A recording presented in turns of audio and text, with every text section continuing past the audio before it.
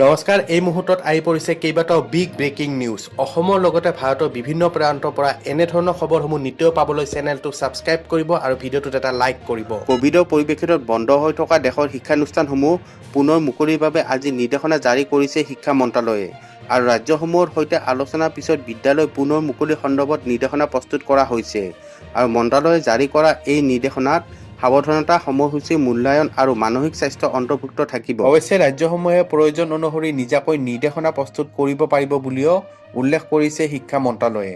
লগতে কয় যে শ্ৰেণীত উপস্থিত থকাৰ বাদেও শিক্ষাৰ্থীসকলে অনলাইন শিক্ষাৰ সুবিধা বাছনি কৰিব পাৰিব। কেন্দ্ৰীয় চৰকাৰৰ দ্বাৰা জাৰি কৰা নিৰ্দেশনা অনুসৰি বিদ্যালয়ত সঠিক পৰিষ্কাৰ পৰিচ্ছন্নতা আৰু অনাময় সুবিধা নিশ্চিত আৰু নিৰীক্ষণ কৰিব লাগিব আৰু শ্ৰেণীকোঠাত শিক্ষাৰ্থীসকলৰ মাজত কমেও 6 ফুট দূৰত্ব বজাই ৰখাৰ লগতে কৰ্মচাৰী কোঠা, কাৰ্যালয় এলেকা, এছেম্বলি হল আৰু অন্যান্য উমৈহতীয়া এলেকাত সামাজিক দূৰত্ব বজাই ৰাখিব লাগিব। সকলো শিক্ষাৰ্থী আৰু কৰ্মচাৰীয়ে বিদ্যালয়ত উপস্থিত থকাৰ সময়ত মাস্ক পৰিধান কৰা বাধ্যতামূলক কৰা হৈছে আৰু প্ৰধানমন্ত্ৰীৰ পোষণ বিতৰণৰ সময়ত সামাজিক দূৰত্ব বজাই ৰাখিব লাগিব।